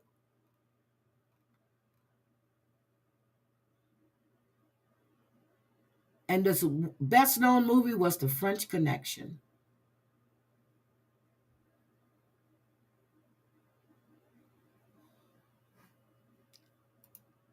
They're saying there's no outward signs of trauma, but they can't tell. There's a lot of decomposition. Hands and feet are mummified. Yep, I remember Hoosiers too. They have to do an autopsy. The initial autopsy, they didn't die from any poisoning. The Poseidon Adventure. That was good. That's going to make me go want to watch him. I'm going to go watch him. So we lost Roberta Flack, Gwen McCrae, Gene Hackman. Oh, the Birdcage with Robin Williams. Oh my God. If y'all, Robin Williams, I forgot, what's his name? Nathan, if you guys have never seen the Birdcage, you have to see the Birdcage. That was my favorite movie. Robin Williams have always made me laugh, but that movie was hilarious. Gene Hackman played a senator, um, and his wife, the daughter, falls in love with Robin Williams' son. Then they find out Robin Williams, well, they don't tell him that Robin Williams is gay. And it's funny. Hi, Scotland. You need to watch The Birdcage. It was Nathan Lane. Thank you. Really good movie. Yep. He was married twice. The first wife is with the one he had the 3 kids with. He met Betsy. She was a classical piano player. Met her. They moved to Santa Fe. They married a year or 2 years later. The Birdcage was great. I think I'm have to see if it's on demand. It should be now, because whenever somebody dies, they put all their stuff out there. So I need to see The Birdcage again. I love that movie. Love that movie. Again, this is just a mystery right now. I want them to come out with stuff, with facts. Don't give me assumptions. Give me facts. And I wanted to show you this stinky ass man that murdered his mother. Oh, these kids ain't loyal. Forget the bitches. The kids ain't loyal. They're killing us. Shit, when I go visit my kid, I'm going to have to keep my eyes open from now on. Shit. A 28-year-old Cobb County man is behind bars accused of murdering his mother. Good evening. Thank you for joining us for Fox 5 News at 5. I'm Courtney Bryant. Hello and welcome. I'm Tom Haynes. Police found the mother's body at her home yesterday during a welfare check near Kennesaw. Let's get out to Fox 5's Tyler Fingert, who's looked into welfare check. This woman had a welfare check. Into this all day. Tyler's live in Cobb County with new information that we're learning tonight. Tyler? Yeah, Tom, good evening to you. A very tragic story. Cobb County police say a man killed his own mom, and we just obtained some brand new court documents which show he has been arrested for family violence before. It was in this nice Cobb County home on Evian Way. Investigators say they made the deadly discovery Monday when they say they found 67-year-old Melanie Saris dead. Cobb County police say officers made the discovery during a welfare check. Some answers would be nice. Investigators would later reveal Melanie was murdered. They say it was at the hand of her own son, 28-year-old Daniel Saris. I lived in this neighborhood for many years, and everyone's nice, and everyone talks to each other. Everyone, I see people going on walks, and it hurts. Daniel was arrested in Gordon County Monday afternoon and charged with receiving stolen property, but that isn't his only charge. Cobb police say they're adding murder and aggravated assault to the list. Melanie is a former Cobb County educator who worked as a speech therapist. One of her former colleagues sent Fox 5 a statement saying, quote, "She was a calm, quiet, and friendly presence, always willing to help, always on top of her job." This is truly heartbreaking. Court documents show Daniel has a previous arrest of family violence. Fox 5 obtained this warrant from last year, which shows Daniel was arrested for simple battery. According to the document, Daniel grabbed his 69-year-old father by his shirt as he tried to leave a house and held on to it, forcing his dad to remove the shirt to leave. The warrant says Daniel wanted to have a conversation with his dad but kept walking away. It also said, quote, "Family members of said accused are concerned that said accused has mental issues." Ultimately, the Cobb County Solicitor's Office declined to prosecute because Daniel received counseling and there had been no violent contact in 3 months. God, he's aged. He looks so good in the other picture. Why is there a teardrop by his eye? At this point, a motive is under investigation. It's unclear when Daniel might be transferred to the Cobb County Jail. We're live in Cobb County tonight. Tyler Fingert, Fox 5 News. The allegations just heinous, if true. Tyler, thanks. Good evening. Tonight, there are new Let me just stop this. So I don't know if you guys were following the case of Jerome Bass, who shot his 5-year-old and 8-year-old The daughter, he said it was an accident. He was cleaning his gun, and but he was upset because his wife was going out with her friends, and he was found guilty. He was sentenced to life in prison yesterday. Was it yesterday or Thursday? Wednesday. He was found guilty. The 5-year-old daughter, he shot him in the head. She didn't survive. The 8-year-old son has undergone numerous surgeries, and he survived. But he said it was an accident. But you can tell that he stood over this child and did that shit. And all because the wife was going out with her friends for dinner. For dinner. Okay?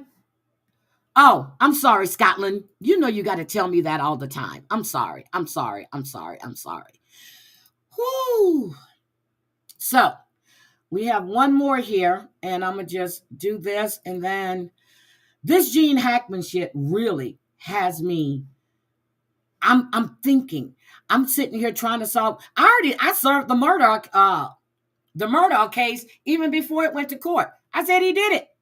He did it. And he did it. Okay, so let's take a look at this. Let me get rid of this overlay. This man allegedly shot and killed his girlfriend's mother after they had an argument. Details about a deadly shooting in Grand Rapids, Alpine Township, and the suspected shooter, police say, is in the country illegally. Thanks for joining us on News Channel 3 at 6. I'm Andy Dominiani. And I'm Jessica Harthorn. Investigators say 42-year-old Gilberto Hernandez Mendez shot and killed a woman who's now been identified as his girlfriend's mother. Our team spoke with the neighbor who made that 911 call. And News Channel 3's Autumn Pitcher has more from the Westgate Village townhomes.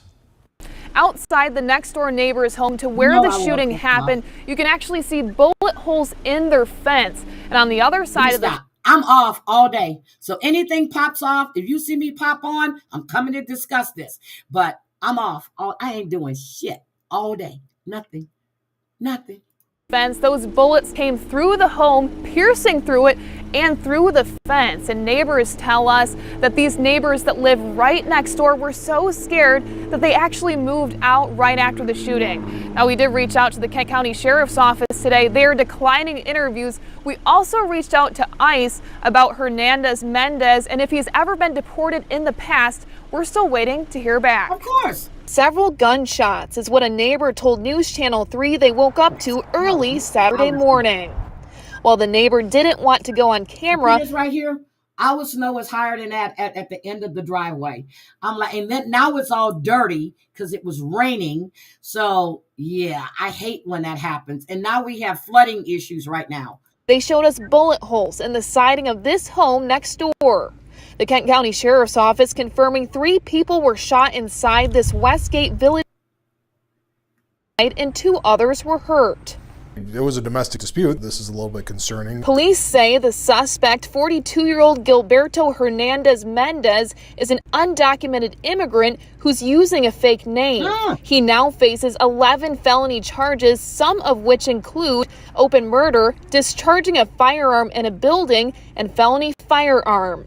According to court records, Hernandez Mendez's girlfriend told deputies the 42-year-old shot her sister, and mom with a pistol after an argument. The mom, 56-year-old Norma Martinez, dying from her injuries. That's the one thing I try and maybe message out is not necessarily they're in this country illegally, but it's a domestic violence issue. Court records show Hernandez Mendez left the gun in the home and took off in his girlfriend's truck. Hours later, assisting law enforcement agencies were able to catch him in Berrien County. According to ICE, Hernandez Mendez has a prior deportation charge. It's a federal charge. We don't handle those, but a charge where he was removed from the country for coming in illegally before. He was removed a prior time. Now, Hernandez Mendez is currently lodged at the Kent County Correctional Facility. Prosecutor Becker tells me if this case does go to trial, he will likely serve his sentence here in the United States before being deported. However, he says this is still a little unclear due to the new administration and the goals that they have. In Alpine Township, Autumn Pitcher, News Channel 3. So I haven't I don't have an update, but I have the cleaner that went into the home where the kids were. Let me show you this because, I'm still watching that case. And that woman, I know she's not going to make a $250 million bail. Okay. We know that's impossible. It's got to be cash. She's not coming out there. But let's look at this.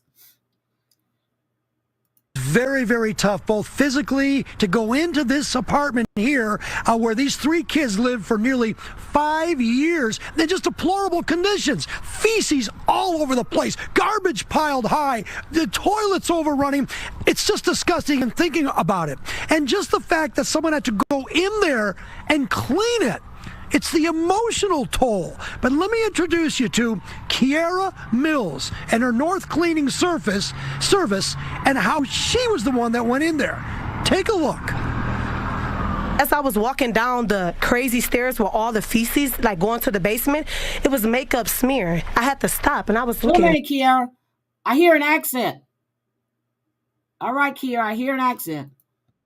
And then I looked around and I'm like I visualized whoever, it was a kid that did that. They were screaming for help. 32-year-old Kiara Mills, who owns North Cleaning Service, had to clean this Pontiac apartment in which 3 kids lived in for nearly 5 years with no parental supervision, barely enough food, and whose mother is now facing child abuse charges. You knew what you were getting into. I mean, this was a bad house. This bad? That's not even the word. Kiara remembers last Saturday when she got the call to clean the place. So all night I couldn't sleep. I'm telling my kids, I have 5 by the way. I'm telling my kids, I'm like, you guys, do you guys remember? They like, yeah. I'm like, I have to go clean that house. It took Kiara and her uncle nearly 8 hours to clean it. I went over the walls with all the feces on the walls. I went over the walls at least about 10 times. No over-exaggeration because I had to use SOS pad that I was scraping the paint off. Kiara didn't say how much she got paid, but it wasn't much. And the house is still not ready to move into. Would you live in that house now after you cleaned it? No. And I have a good cleaning services, and I still wouldn't. The floor has to get gutted out. The memories that's holding in that house, I will forever think about it. Walls need to be The emotional toll just going into this house where those 3 kids lived for years is really unthinkable. You can see over here, there is still a cease and desist sticker on the home from the Pontiac Building Department, meaning that by law, nobody can live into this house. All the appliances had to be taken out. The floor still needs fixing. There's still plenty to do over here. Now, a little update on the mother who's in the Oakland County jail right now on a $250 million bond, facing 3 counts of felony child abuse. She'll be in court on March 4th. That's the next time she'll be in court. And as far as Kiara Mills, the person that had to clean this place, well, apparently she's one of the most popular cleaners around. She posted a little bit on Facebook, and she's got about a couple of million views. And she says she's booked up for weeks into the future. I am live, and I'm in Pontiac. I'll send it back to you. Charlie, with those conditions, we know that some county workers even had to use hazmat suits to go in there and bring things out. Why wasn't the place condemned? And do we even know how the health of the children at this point, how they're doing? Well, a couple things. First of all, the hazmat from the Oakland County Sheriff's Department, they went in there with hazmats. Kiara actually went in there. She said that she had all kinds of masks and things. We saw a little video there, but she was it was very difficult for her. She had a bunch of gloves and things when she was in there as well. So that's one thing. As far as the kids are safe right now. They're living with family members, and we understand that they are okay, at least physically okay. Mentally, we just don't know. I sense that we'll get a little more information about the mother and the relationship and just what happened at this place at the preliminary exam, which probably it's set for the end of March. I have a feeling it's going to be adjourned. It's the first time up. But again, there's still a lot more questions to be answered about why a mother could do this, and not 1, 2, 3 years, but almost 5 years here, dropping food off and then pizzas and just abandoning these kids. Right. It's almost unthinkable. But to get in there, I don't know. Kiara's, I don't know. She's got to be something special to do that. Yeah, We'll follow the story for sure. Well, and what we saw and what we heard happen in there, it seems like that place does need to be condemned or at least taken down to the studs and renovated, because it'll be interesting to see who would want to live in that. Too expensive. So I can't see them doing that. That is too expensive. But I'm sure there's going to be some morbid people that'll want to move in there. And yep, her bail is $250 million. So this is the story I was telling you guys about the other day. And I'm going to do this one, then I'm going to go. But the guy that was wrongfully convicted and spent over 20 years in prison, when the evidence was already there that showed his innocence. Okay. I meant to show you guys this the other day. Robert Johnson, a man who spent nearly 3 decades behind bars, is now a free man. A judge vacated his convictions and the court approved his release last night. WGN's Christine Flores caught up with Johnson, who talks about his first night out of prison. Good evening. Johnson was smiling from ear to ear when we caught up with him today. He describes what his first time at an arcade was like and what it's been like to be physically surrounded by family members. While he says he's still adjusting to his new life, he says he still wants to work with those who, just like him, were wrongfully convicted. I'm on top of the world. 30 years. I feel amazing. It's unbelievable. Those are Robert Johnson's feelings after walking as a free man from the Cook County Jail nearly 24 hours ago. I was laying in the bed earlier and I heard some noise, and it's the noise that you hear when they come through and count in prison. And I like raised up and I'm like, no, they not counting. I'm home. You know, I don't have to worry about He sounds like he's from being a Louisiana. number. Johnson's first stop last night was Grandma's house. You never left me. It was surreal. It really was. To walk back in that house. Because the last time I walked out of that house, that was the last time I seen that house for Almost 30 years. almost 29 years. Johnson was just 16 years old when he was arrested in the 1996 murder of Eddie Binion. Just after 6:30 Thursday evening, Johnson walked out of the jail gates with family members by his side. They made a stop at Dave & Buster's. Which is a first for me. And I really had a good time. It was unbelievable. At one point, I just got up, walked away from the crowd, and just really just took it all in. It was a real moment for me. Johnson was wrongfully convicted of first-degree murder, armed robbery, and home invasion. His defense says years ago, during the trial, there was no physical evidence or eyewitnesses connecting Johnson to the crime. A juvenile co-defendant agreed to a plea deal in exchange for his false testimony. This kid was facing 80 years in prison and offered 15. And that's the only person to testify against Robert at trial. And the evidence is incredibly weak. There is an arresting officer that Johnson clearly recalls. I remember him. He was the motivating force. They followed his lead. All of them detectives, they followed his lead. And he did it as if, again, he knew that he wasn't going to be held accountable. And that's the way he moved when he rushed me out of my grandmother's house. Honestly, I wish he can go to prison so he can experience what I did. It was real dehumanizing being in that place. For Johnson, his partnership with the Exoneration Project is not done yet. I would like to be a paralegal. That's what I'm hoping. Maybe for the Exoneration Project, right? Yeah, that's something I'm interested in. And I'm trying to help people that have experienced the same things that I have. Johnson does have a hearing scheduled for March 13th. It is then that prosecutors will say whether or not they will appeal the decision in his case. Reporting in the northwest suburbs, Christine Flores. Okay, so in case you guys didn't realize, the woman that shot and killed her terminally ill husband, she's being sentenced today and that's on right now, but I'll have to watch that later. Yep, that's true. Yep. Christoph, the family member said every time the mother came around, she always said that they were being taken care of by someone else. That's no excuse.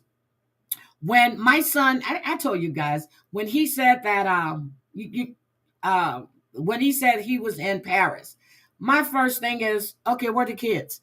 I didn't realize at that time that they were going to see Taylor Swift. My first thing is, I see him out, they're having dinner or whatever. I'm like, okay, where are the kids? Where are the kids? I don't see the kids. He was like, they were out earlier and they didn't want to come out, but they were back at they were at the hotel. When he got to the hotel, what did he do? He called me FaceTime so I can see my grandkids, which I had already called them. But he did because he knows me. I'm like, okay, where are the kids? I see you out. Where are the kids? Also, Tiffany Henyard lost the primary, so she will not be mayor when the election comes around. There's two. I'm just laughing my ass off. I really am laughing my ass off. She thought she was going to win this election, and that wasn't working. But for anybody living in South Carolina,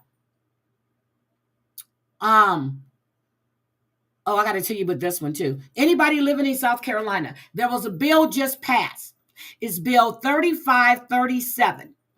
In that bill, it states, if you are pregnant, and here's how it breaks down. If you're pregnant, you go horseback riding, you catch a flight, you do any kind of strenuous activity, you do anything to cause the death of a baby, you will be prosecuted. If you have a miscarriage by things that the doctors deem that cause that miscarriage, you will be prosecuted. You think I'm kidding? I went and I read the bill myself. This bill was put in the 126th session from 2025 to 2026. The bill is Bill 3537, and it's all there. So if you're in South Carolina, and the bill is called Parental Equal Protection Act, but they added to it, and they define a person to include any unborn child at any stage of development to ensure that an unborn child who is a victim of homicide is afforded equal protection under the homicide laws of the state. So let me ask you, if a woman is pregnant and she gets assaulted and the baby cannot be born, are they going to charge that woman with murder? Are they going to charge that woman with murder? If the woman's in a car accident, because they say you have to do everything possible.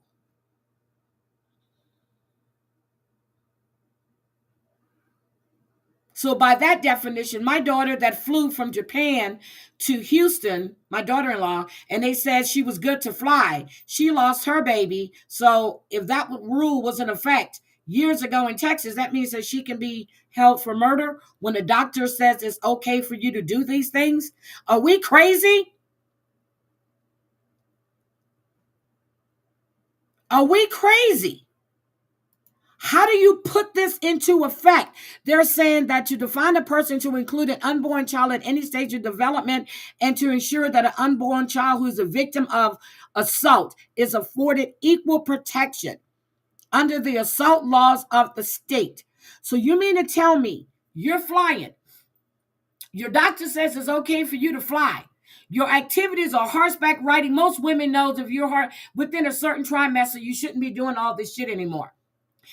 Let's say you're ice skating, rollerblading, driving a car, picking up hay to feed to your animals. The doctor would consider all of that exercise. But if your baby is miscarried, you will be prosecuted. South Carolina did. South Carolina made that rule.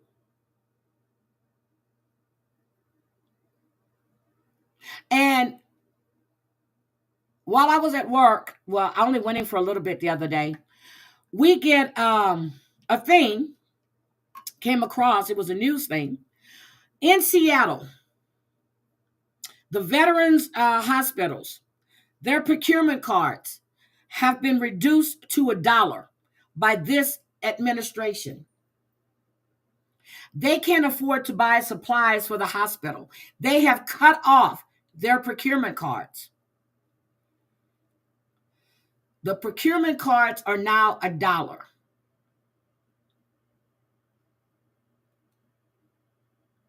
I'm like, are we fucking kidding? This is a hospital that takes care of our veterans.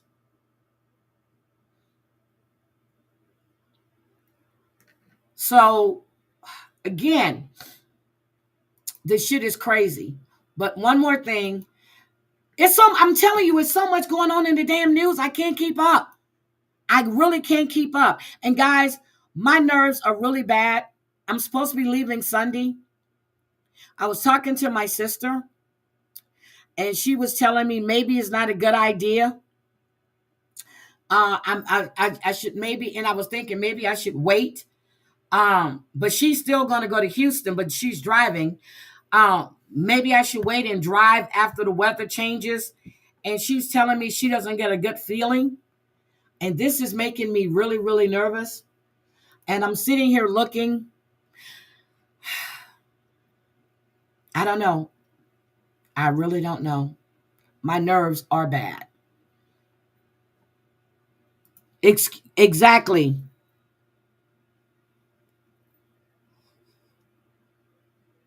Oh my God.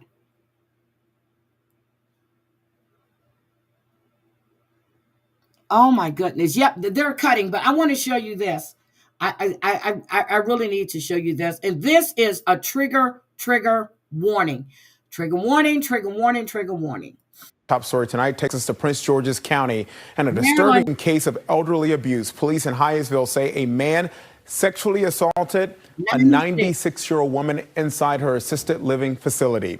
Fox 5's Bob Barnard reports tonight.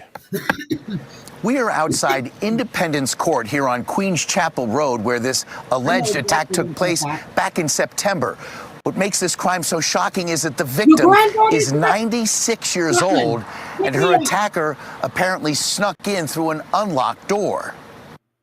The accused is 25-year-old Cameron Bonaventure. He's from Georgia and is currently in the St. Mary's County Jail on unrelated charges, now facing assault and sex offense charges, and likely additional ones, we're told, for allegedly attacking the 96-year-old woman in her room here. This was back on September 17th around 8 p.m. Police say a nurse making her rounds saw a man running from the woman's room dressed in all black, but he wasn't caught until now. Hyattsville police telling us they've been able to link Bonaventure to the crime through DNA left at the scene and his sample already in the Maryland DNA database. Hyattsville is where Len Bias and his brother were both Cade. You remember Len Bias? He was a basketball player and he was trying. So Hyattsville was the next town over from me. New Carrollton? But yeah, Hyattsville. Base. DNA doesn't lie.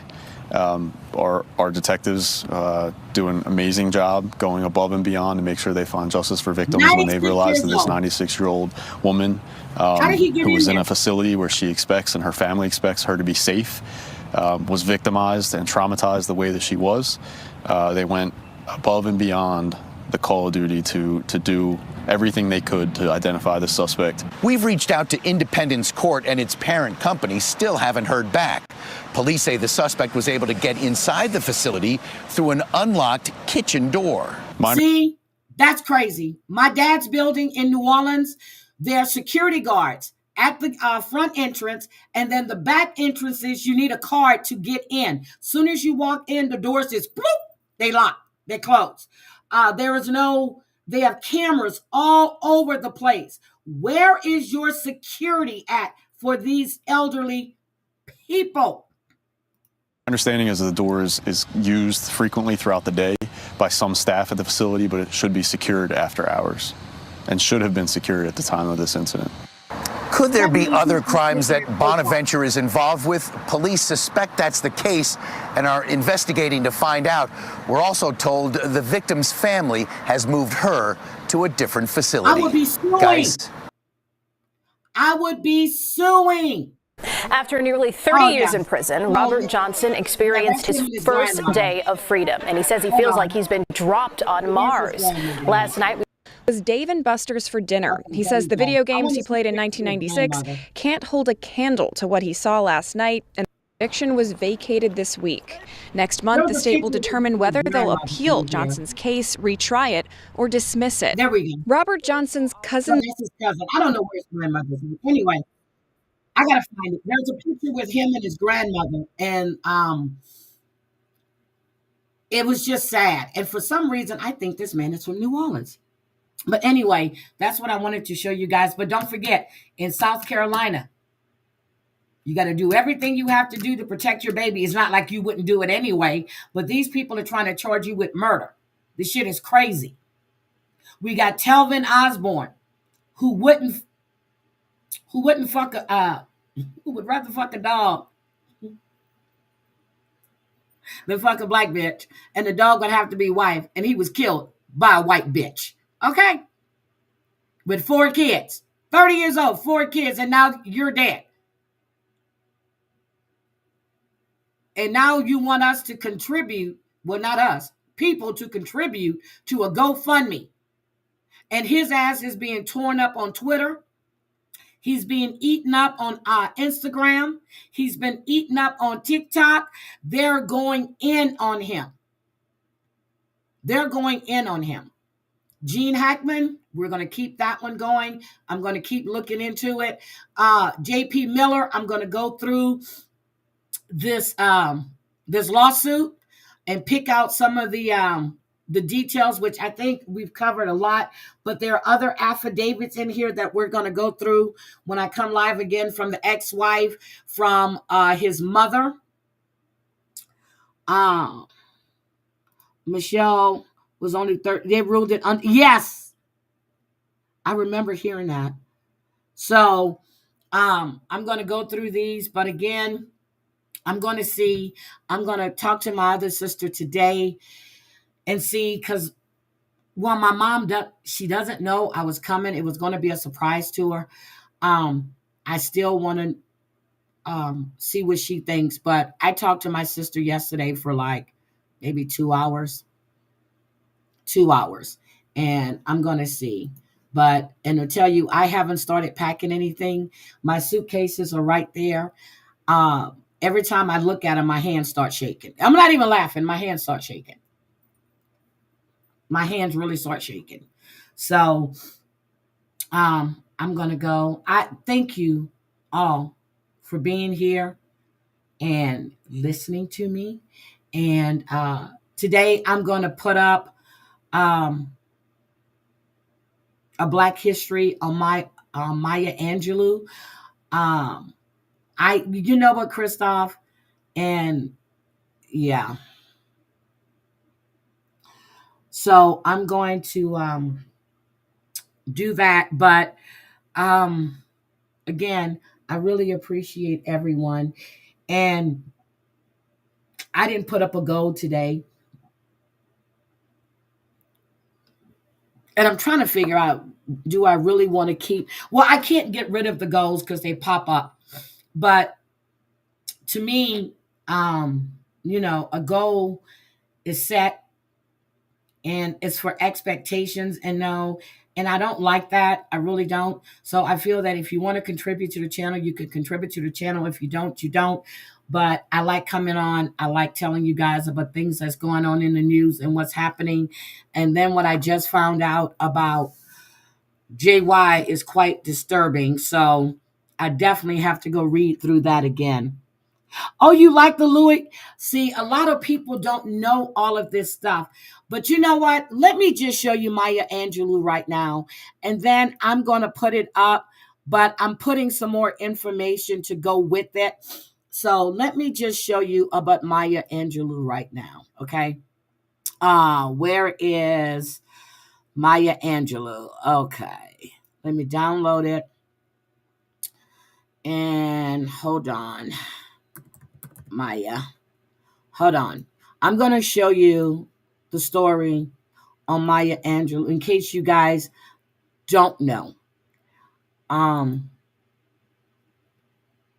Hold on. Downloads. Because people know her as a poet, right? You know her as a poet. But do you really know her backstory? I don't think a lot of people do.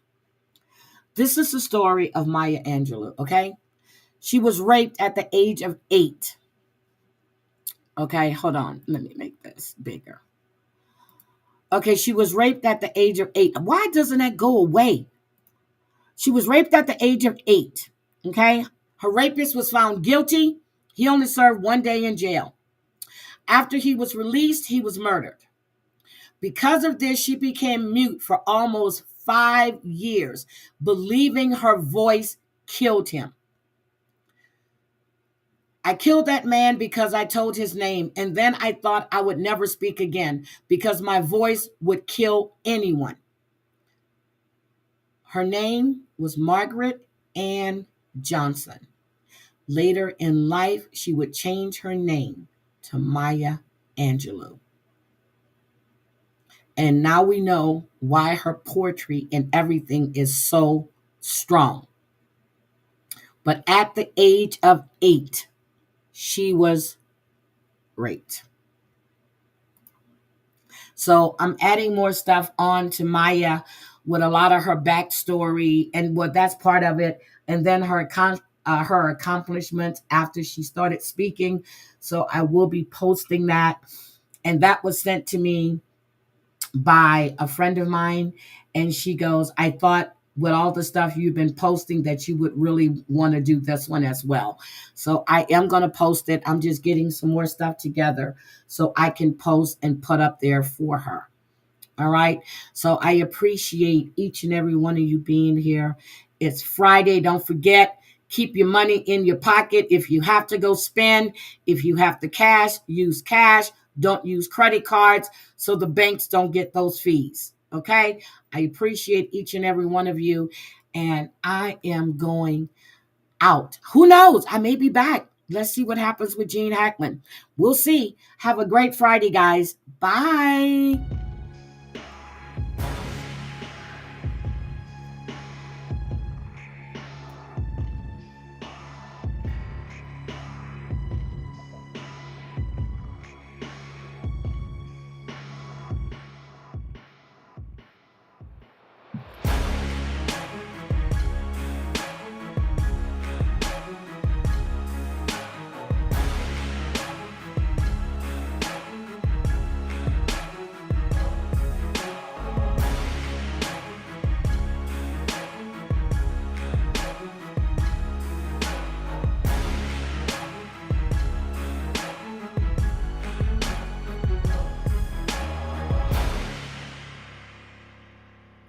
I may do a members only tonight.